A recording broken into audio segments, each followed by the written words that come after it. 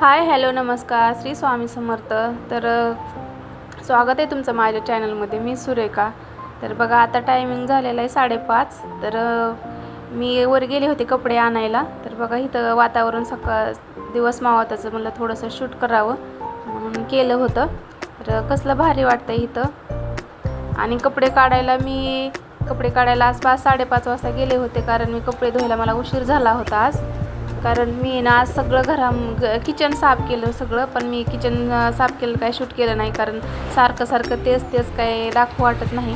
आणि आता उन्हाळा सुरू असल्यामुळं ना असली धूळ येते ना घरामध्ये. आणि प्रत्येक भांडं कोणचं जरी घ्यायचं म्हणलं ना तर किचनमध्ये भरपूर अशी धूळ होती.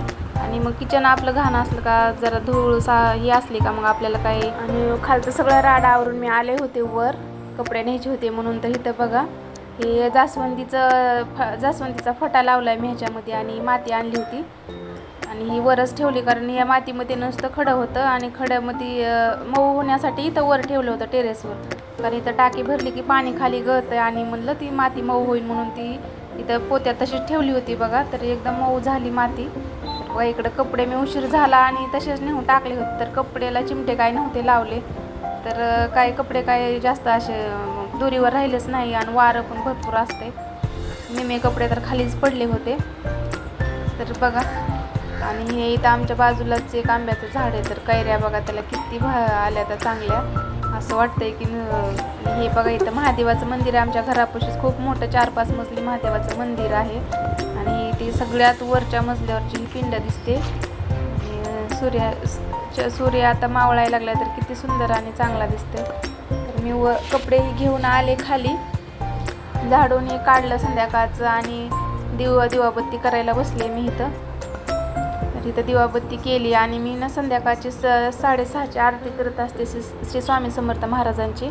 तर हे 6:30 मी खाली आले, खालचं सगळं आवरलं, झाडून घेतलं आणि दिवाबत्ती केली आता इथं. आणि रोज मी 6:30 वाजता स्वामी समर्थ महाराजांची आरती करते. सकाळी काही कामाच्या ह्याच्यामध्ये मला नाही करणं होत, संध्याकाळी थोडासा निवांत टाईम असतो आपल्याकडं, तर मग मी संध्याकाळचीच आरती करत असते त्यांची.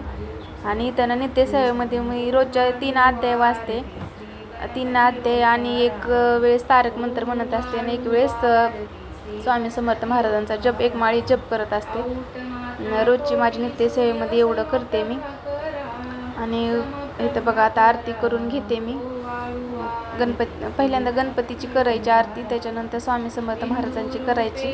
आणि 2-4 आरती आहेत, जी तुम्हाला आरती आवडेल ती तुम्ही आरती करू शकता. कारण संध्याकाळच्या टायमिंगला दिवाबत्ती केली आणि आरती केली, धूपदीप घरामध्ये, धूपदीप आरती अशी घरामध्ये लावली ना खूप छान वाटतं, घरामध्ये एकदम प्रसन्न वाटतं. तर इथं आरती ही करून घेतली मी आणि त्याच्यानंतर करणारे स्वयंपाकाला लागणारे. तर इथं करून झाले माझी आरती आता. आणि पूर्ण घरामध्ये ना असं आरती आपण फिरवली ना ते पण चांगलं असतं. घरामधले सगळे आपल्या घरामधली काही जी नकारात्मक शक्ती असेल ती निघून जाते. आणि आता हे सगळे आरती झाल्याच्या नंतर मी इथं मुजरा करून घेतला स्वामींना. आणि ज्या काय आपल्या दिवसभरात काय आपल्या हातून चुका झाल्या असतील ते सुद्धा इथं स्वामींपुढं बसून ना मी दिवसभरात माझ्याकडून काही चुका झाल्या असेल त्याच्यासाठी मी क्षमा मागत असते त्यांच्याकडं. तर बघा